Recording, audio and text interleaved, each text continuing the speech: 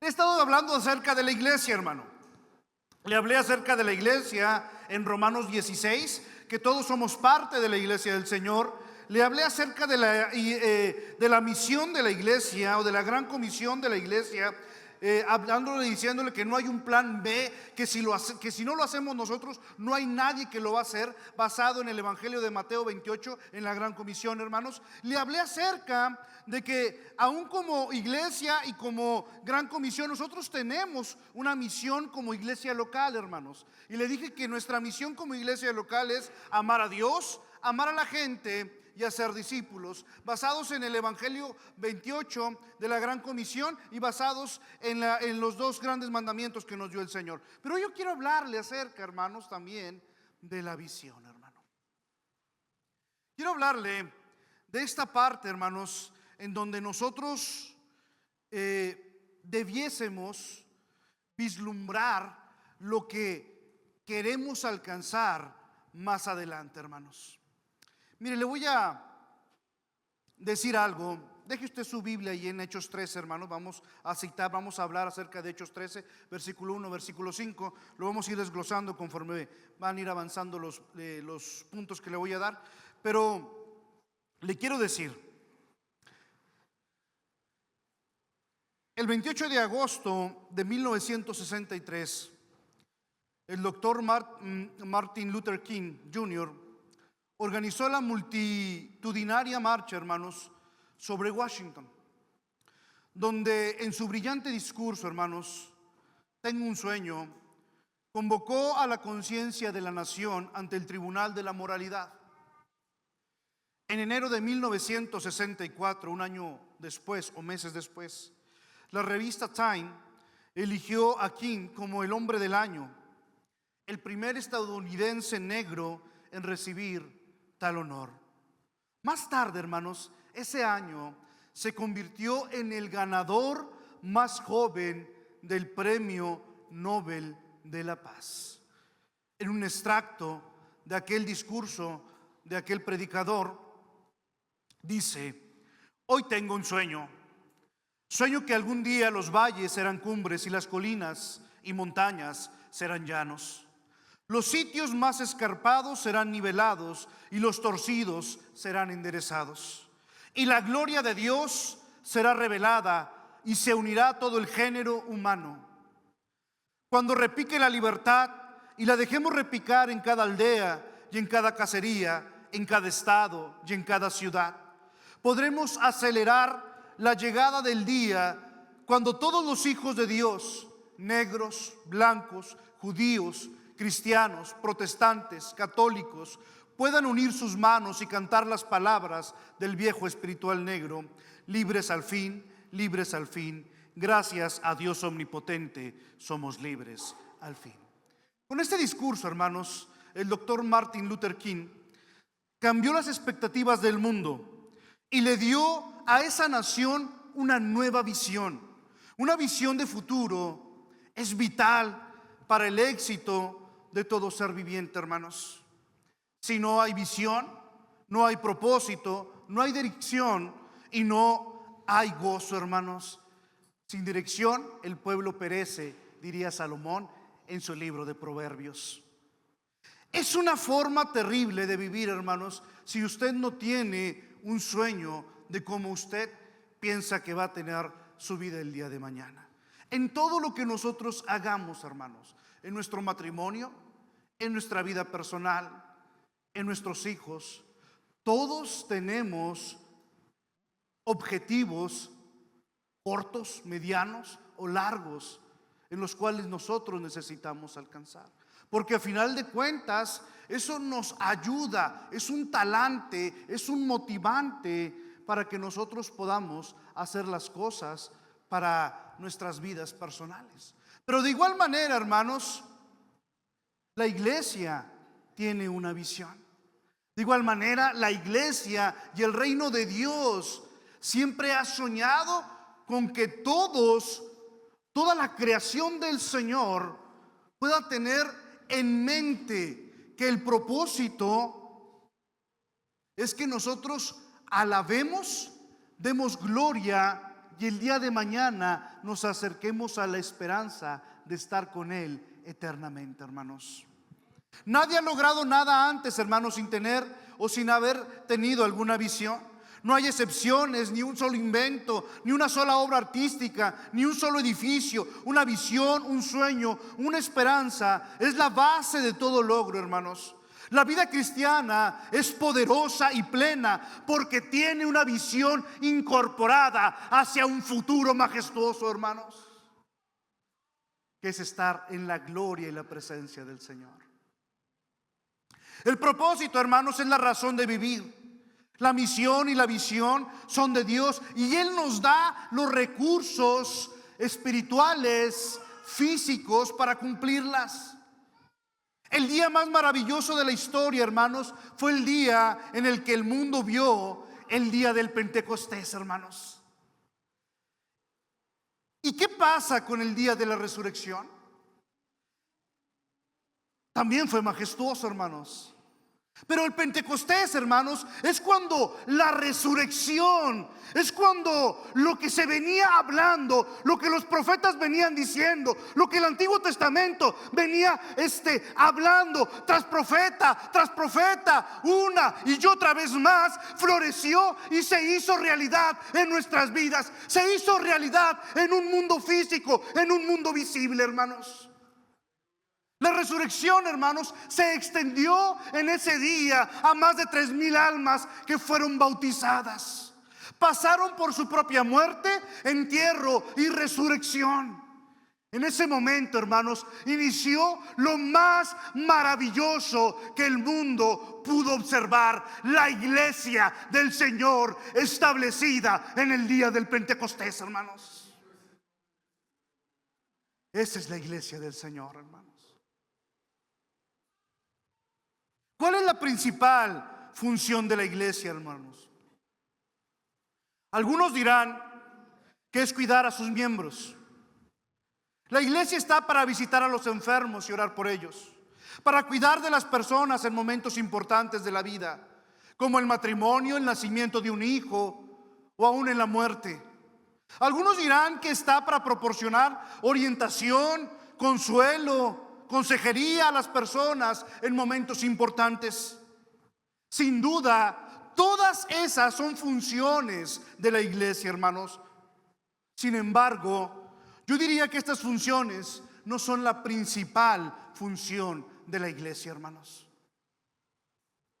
Siempre estamos en peligro, hermanos, de caer en la mentalidad de mantenimiento en la iglesia, hermanos, donde nos centramos en mantener lo que tenemos y nos olvidamos de lo que hemos perdido.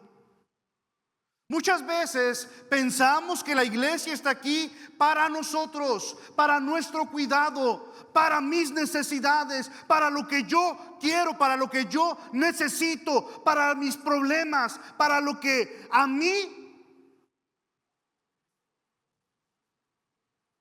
me crea conflicto. Olvidamos, hermanos, que nosotros somos la iglesia y estamos aquí para un mundo perdido. Somos casi 8,000 millones de personas. 8,000 millones de personas, hermanos. Y yo te puedo asegurar que aún en el círculo en donde tú te rodeas, hermanos, hay gente que no conoce de Cristo.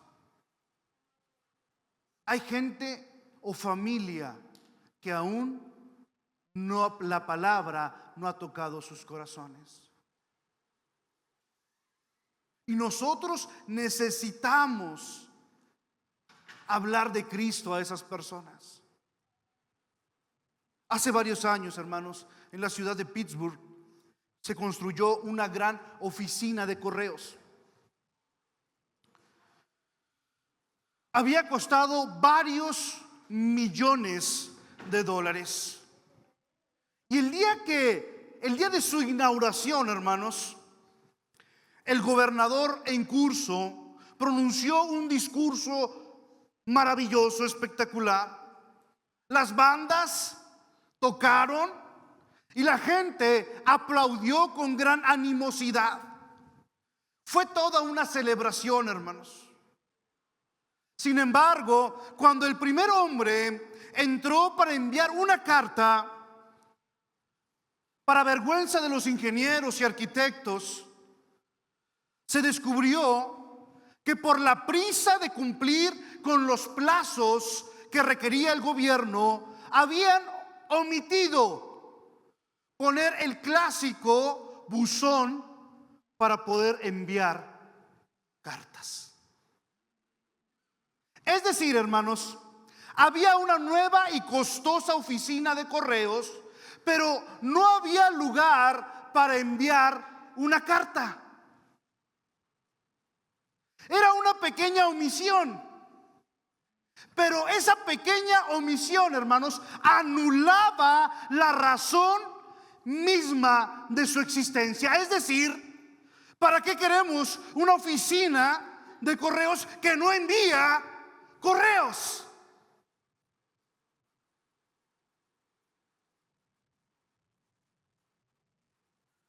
Eso me lleva a decirle algo, o la premisa principal de este mensaje, hermanos. Cuando cualquier iglesia, hermanos, pierde el espíritu de la gran comisión, renuncia a la razón misma de su existencia. Cuando la iglesia pierde el espíritu de evangelizar, pierde el espíritu de proclamar el evangelio, pierde el espíritu de hablarle a otras personas de Cristo, perdió la razón misma de su existencia, hermanos. Usted y yo, hermanos, necesitamos pregonar el evangelio. Necesitamos hablarle a otros de Cristo. Necesitamos hablarle a nuestro esposo, a nuestra esposa, a nuestros hijos, a nuestros compañeros de trabajo, a nuestros amigos, a cualquier persona que nosotros podamos tener contacto. Necesitamos decirles que es imperante que conozcan a Cristo Jesús en sus vidas, hermanos. Vaya usted conmigo a Hechos 13 y déjeme leerle esta palabra de parte del Señor. En la iglesia de Antioquía, hermanos, eran profetas y maestros. Bernabé, Simeón, apodado el Níger, Lucio de Cirene, Manaén, que se había criado con Herodes el tetrarca, y Saulo. Mientras participaban en el culto al Señor y ayunaban, el Espíritu Santo dijo: apártenme ahora a Bernabé y a Saulo para el trabajo al que los he llamado. Así que después de ayunar, orar e imponerles las manos, los despidieron.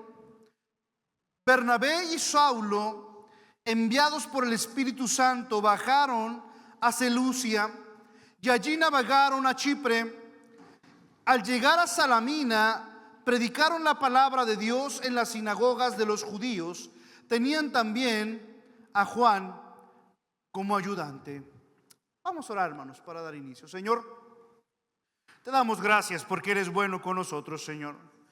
Bendícenos en esta mañana, que tú hables a cada uno de nosotros, Señor, que tu palabra sea permanente en nuestros corazones, en nuestras mentes, Señor.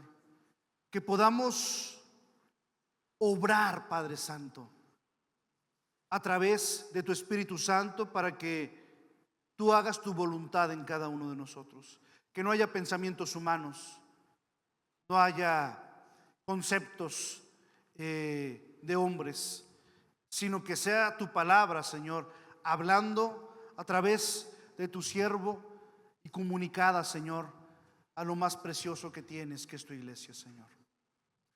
En tu poderoso nombre oramos, en el nombre de Cristo Jesús. La iglesia, hermanos, es una incubadora de misiones, hermanos. La iglesia, hermanos, es el lugar en donde nacen los misioneros. Este movimiento, hermanos, misionero se llevó a cabo a partir de una iglesia local. Se basó en una iglesia local, hermanos, y los ministerios debiesen ser impulsados y patrocinados por las iglesias locales. Cuando Dios, hermanos, estaba a punto de lanzar el primer gran movimiento misionero, hermanos, a través de uno de sus apóstoles, ¿sí?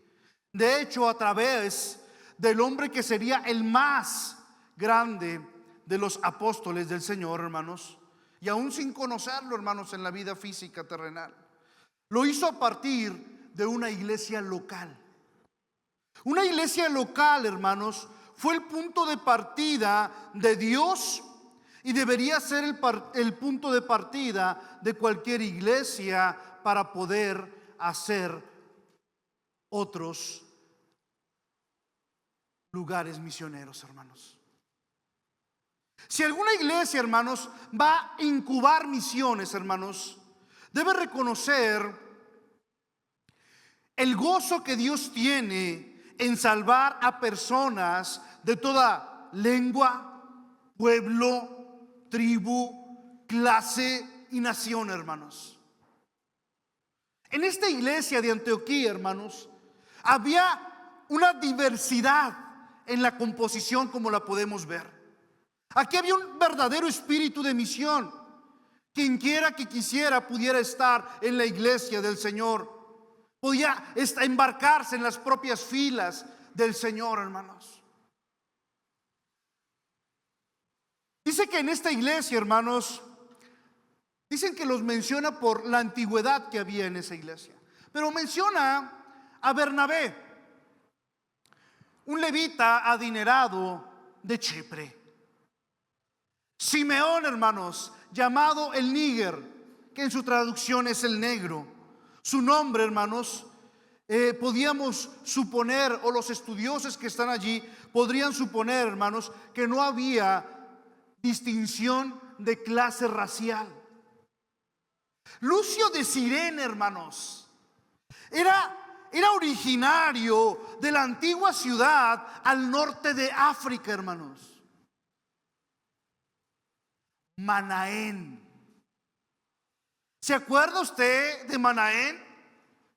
Aquel que creció con Herodes el tetrarca, aquel que decapitó a Juan el Bautista.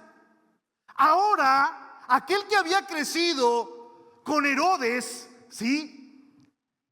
Ahora estaba en la iglesia de Antioquía por la gracia y la misericordia de Dios, hermanos. Imagínense. Y el último, Saulo de Tarso, hermanos. Es decir, hermanos, la iglesia de Antioquía tenía la crema innata del primer siglo en los predicadores o en los estudiosos de la palabra, hermanos. Había una gran diversidad, hermanos. A partir de Antioquía, el curso del mover del Señor, hermanos, cambió y se dirigió al mundo gentil, en la cual se hallan personas distintas de cualquier raza, cultura, condición social. Por lo tanto, hermanos, al iniciarse este cambio, se estableció el modelo según el cual las iglesias deben componerse de personas de todas las razas y de cualquier índole. No había un determinado grupo que tenía que llegar a la iglesia del Señor. Ya no estaba solamente la exclusividad del pueblo judío, no, ya no.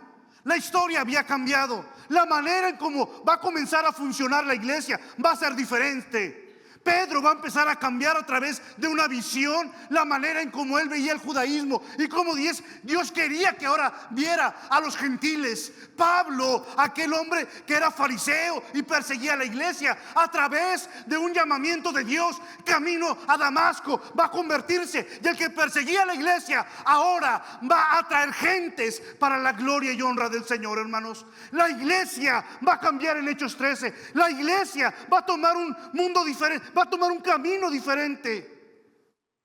Porque la iglesia, hermanos, ahora estaba llamada para todos.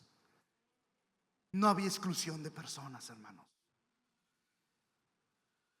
Se estableció el modelo, hermanos, según el cual las iglesias deberían componerse. Había judíos y gentiles, ricos y comunes, todos escogidos y todos controlados por el Espíritu de Dios, hermanos. Ahora lo que me impresiona, hermanos, es en el verso 1. Es como Dios puede trabajar a través de todo tipo de personas diferentes. Tienen diferentes orígenes, tienen diferentes culturas, identidades, y Dios está trabajando a través de todas estas personas, hermanos. Por eso es importante que el Señor aumente la diversidad, hermanos, en cualquier lugar. Porque de esa manera Dios se glorifica. En la manera en que de pronto tenemos grandes, pequeños, chicos, de cualquier trabajo, de cualquier forma, de cualquier manera, entonces glorificamos a Dios. ¿Sabe por qué? Porque aquí, en la iglesia del Señor, todos somos iguales delante de sus ojos, hermanos. No hay alguien que sea más ni alguien que sea menos. Todos somos iguales delante de la presencia de nuestro Dios, hermanos. Y a los que usted ve, principalmente por mí, que estamos acá arriba o que dirigimos o que estamos encargados de algún ministerio, deberían ser los que más deben de servir, hermanos. Son los que más deben de guardar un testimonio para la gloria de Dios. Son los que más se les va a demandar cuando estén allá arriba en el cielo y el Señor nos ponga y nos diga: ¿qué hiciste con este ministerio? ¿Qué hiciste con lo que te di? Buen siervo fiel, entra al gozo de tu Señor. Señor, en tu nombre eché demonios y eché fuera esto, eché aquello. Dice: siervo malo.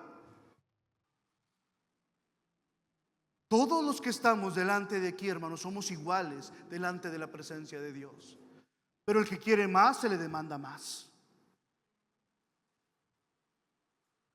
De cierta manera, hermanos, la iglesia del Señor tenía dos puntos importantes para estos hombres que estaban allí.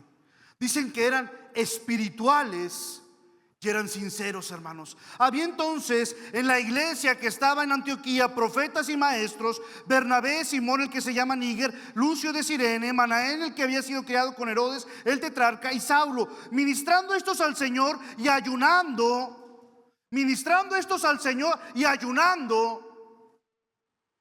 Es decir, hermanos, estaban sirviendo al Señor, estaban dando gloria y honra al Señor, y estaban ayunando, estaban en oración constante, estaban en una relación constante con Dios. Eran espirituales, hermanos, y eran sinceros. La iglesia del Señor, hermanos, se compone cuando nosotros podemos tener ese lineamiento de acuerdo hacia el Señor. Cuando usted y yo seguimos la voluntad de Dios, hermano. Cuando usted y yo estamos en dirección correcta hacia Dios, hermano.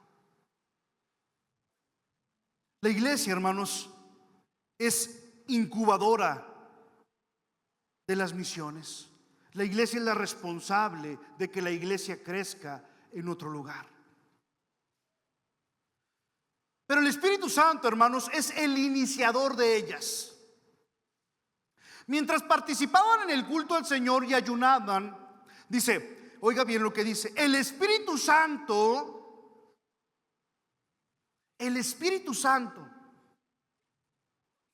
no dijo que Pablo, no dijo que Bernabé, no dijo que Níger o Simón de Cirene, no. Es más, no dijo ni la iglesia.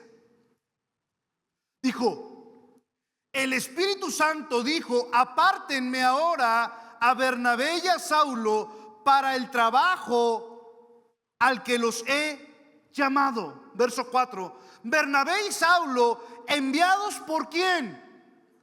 Por el Espíritu Santo, bajaron a Seleucia y de allí navegaron a Chipre, hermanos.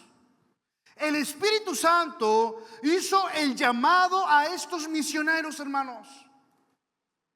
El Espíritu Santo fue el que direccionó, fue el que habló, fue el que organizó, fue el que abrió las puertas para que ellos pudieran hacer la obra misionera. En otras palabras, hermanos, Él no es una fuerza impersonal, es una fuerza personal. ¿Se acuerda del apóstol Pablo? Es en este. Dice que el apóstol Pablo, sí, va a ir a un lugar. Y ya lo tenían, ya estaban, ellos habían visionado aquel lugar. Ellos habían pensado cómo iban a llegar a esa ciudad, cómo iban a llegar a esa tierra. Pero dice que el Espíritu Santo les dijo, no vas a ir allí. Y dice que en un sueño había un hombre macedonio, sí, y que decía, vengan aquí porque necesito escuchar la palabra. Y en ese momento los planes del apóstol Pablo van a cambiar y van a ir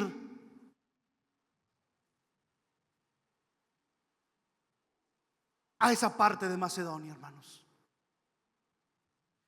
El Espíritu Santo, hermanos, sí,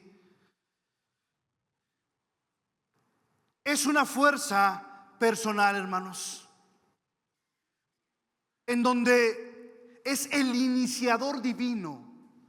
Dice la palabra griega es el paracletos, ¿verdad?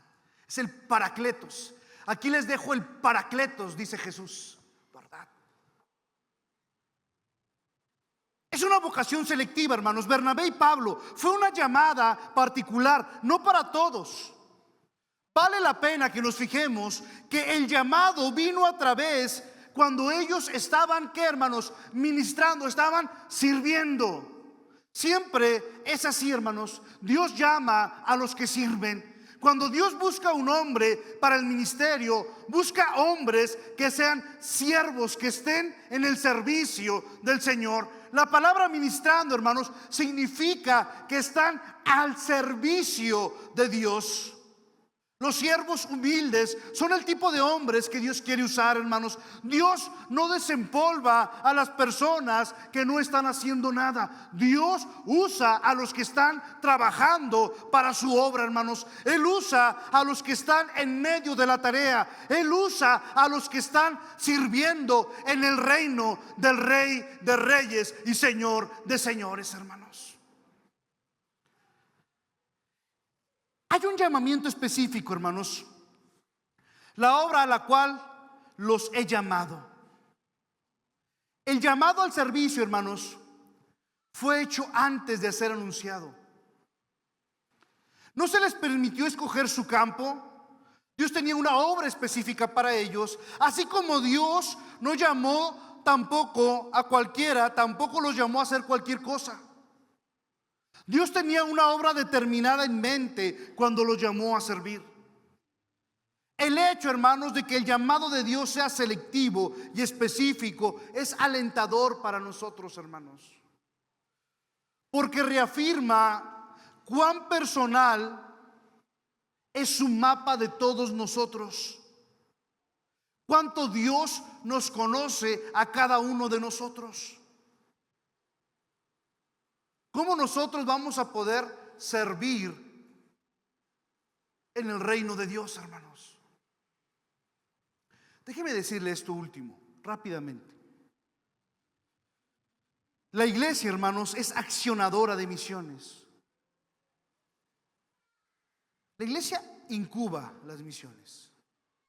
La iglesia salen los misioneros. Pero la iglesia también, hermanos, es quien ejecuta esas misiones. Dice que al llegar a Salamina, hermanos, predicaron la palabra de Dios en las sinagogas de los judíos. Tenían también a Juan como ayudante. Mire, si aquí en la primera parte, si yo le estoy hablando acerca de que este es el primer viaje misionero del apóstol Pablo, porque ya había iglesia en Antioquía.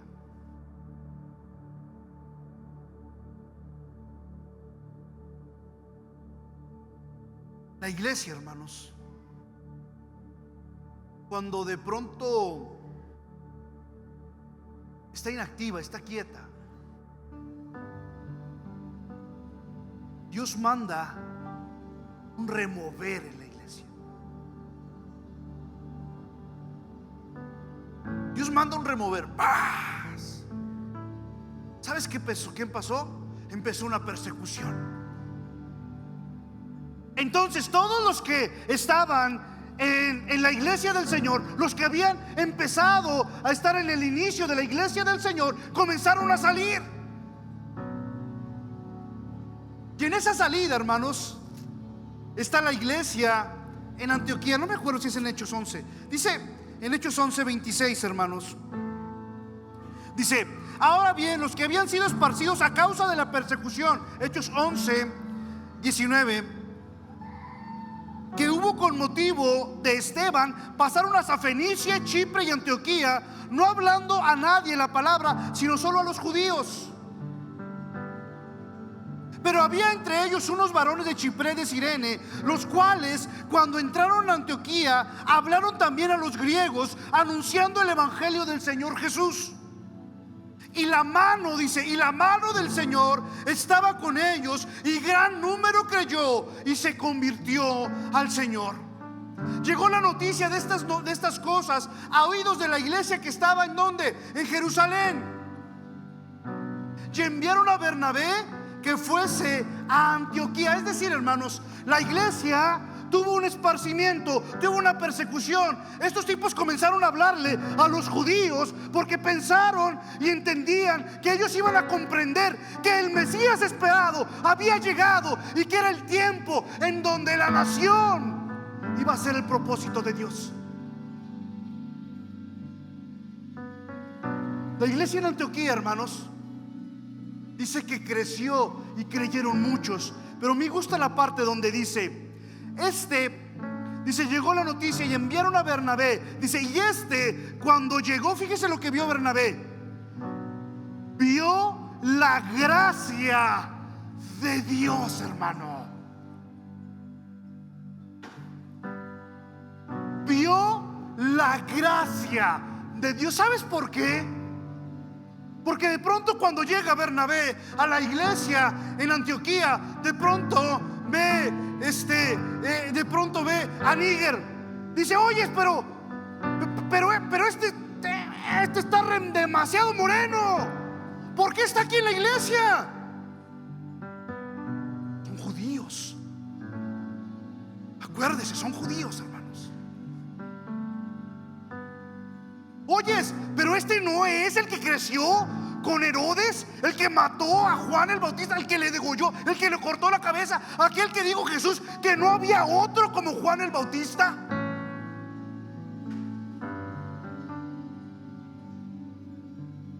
La gracia de Dios, hermanos, la podemos ver en la diversidad de las personas que conforman la iglesia del Señor.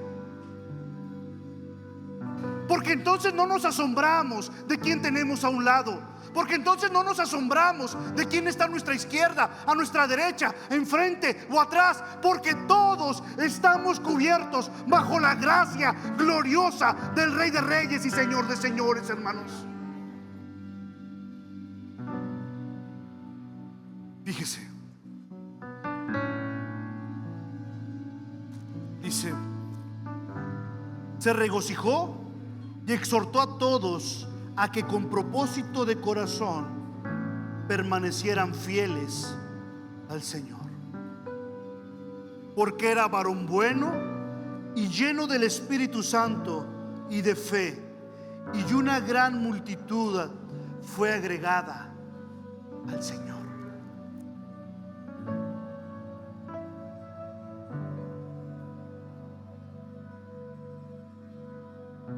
La iglesia del Señor, hermanos, la iglesia de Cristo en Gómez Palacio Durango, hermanos,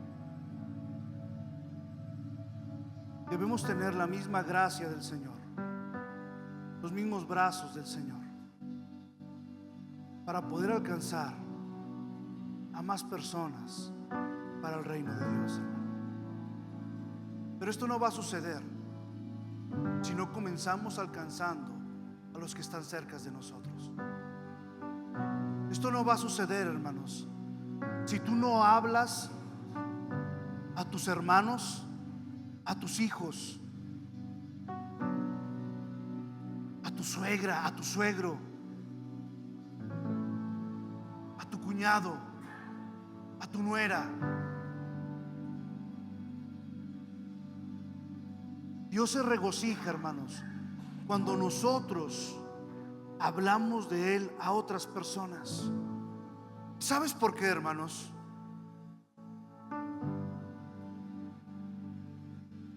Porque nosotros no tenemos que esperar a que Dios haga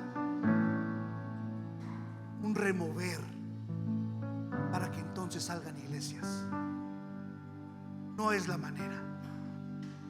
Así no se hace la iglesia. La iglesia dice en Antioquía que se escogieron hombres por medio del Espíritu Santo. Se oró por ellos. ¿Sabe a dónde los mandaron? A Chipre. ¿Sabe dónde está Chipre, hermanos?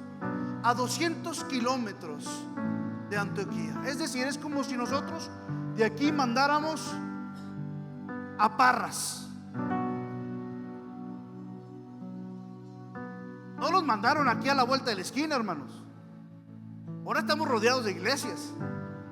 Pero antes la iglesia, hermanos, ¿sí?, mandaba a que fueran faros de luz a distancia, porque suponía que la iglesia, hermanos, local podía extenderse más y más y más, y la gracia del Señor podía verse en esos lugares.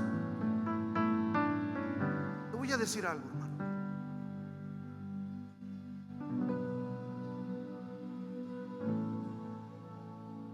Dios quiere, hermanos, que tú y yo seamos parte del reino de Dios. Seamos parte, hermanos, del mover que Dios vaya a traer a su iglesia, para que no solamente estemos aquí en Santa Rosa, hermanos, para que la iglesia pueda ser un faro de luz en los lugares en donde nosotros no nos encontremos, pero podemos llevar la luz a través de otras personas para apoyarlas, para que ellos en aquellos lugares hagan el trabajo misionero, hermanos. Pero tenemos que cimentar nuestra iglesia, hermanos. Tenemos que fortalecerla. Para fortalecer nuestra iglesia, hermanos, nosotros debemos enseñarnos a compartir el evangelio, a hablar de Cristo. Vea, hermano, a su alrededor y vea si hay alguien que falta hoy en la iglesia. Y preocúpese, háblele. Mande un mensaje. ¿Por qué no vienes, hermano? ¿Por qué no viniste? ¿Por qué no estuviste con nosotros? Te extrañamos. Queremos verte en la iglesia. Queremos que estés con nosotros. ¿Sabes por qué, hermano?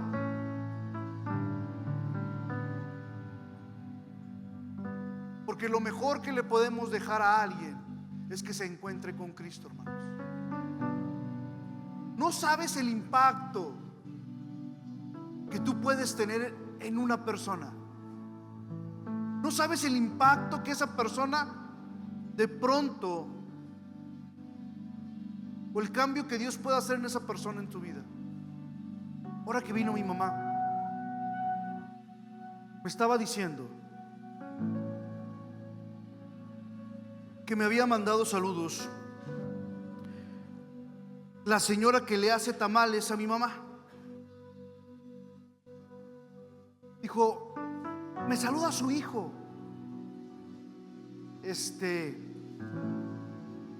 al que es pastor.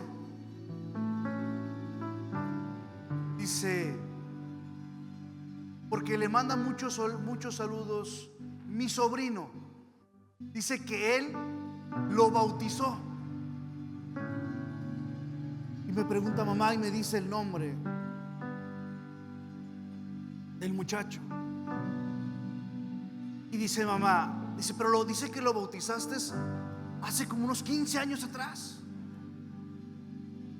Dice mamá, yo dije, no, pues no eres tú. Dijo, ha de ser Toño, tu primo. Dijo, tú ni pastor eras. Y le digo, sí sé quién es, mamá. Y sí lo bauticé. Hicimos un campamento en el rancho Altamira. Y él tenía algunos 13 años, 14 años. Y hablé con él acerca del bautismo. Y yo estaba organizando ese campamento. Era el líder de jóvenes de la iglesia en donde yo estaba. Y me recuerdo que lo bauticé. Estaba delgadito, chiquito. Y dice mi mamá, bueno, dice, te manda saludos. Dice, porque ahora él es pastor.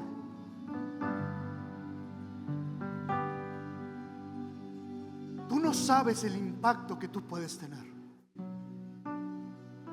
Tú no sabes el impacto que puedes tener en las vidas de otras personas cuando hablas acerca de Cristo. Tú no puedes saber cuánto pueden cambiar las vidas de otras personas cuando tú has predicado el evangelio, aún sin tener la posición, aún sin tener una iglesia, aún sin ser pastor, aún solamente siguiendo el llamado de Dios y hablando a las personas de que Cristo pronto va a venir y que nosotros tenemos un llamado, una esperanza viva, una esperanza de que Cristo un día vendrá y vendrá por su iglesia, que eres tú y que soy yo, hermanos. Ese es el impacto que tú puedes tener. No necesitamos irnos a un colegio, no necesitamos estudiar demasiado, simplemente necesitas hablar de Cristo. Eso es lo que tú necesitas. Y entonces, hermanos, la iglesia se convierte en incubadores y misioneros de iglesias. Y eso es lo que queremos para la iglesia de Cristo en Gómez Palacio de Irango, hermanos. Que usted sea una luz a donde quiera que vaya, hermanos. Que pueda hablar de Cristo. Que entonces cumplamos juntos la gran comisión del Señor. Amén. Pónganse en sus pies, hermanos.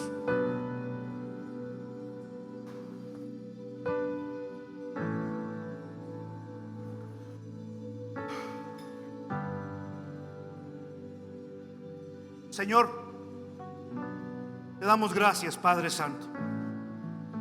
Gracias porque tú eres bueno con nosotros, Señor. Gracias por tu amor. Gracias por tu misericordia, Señor.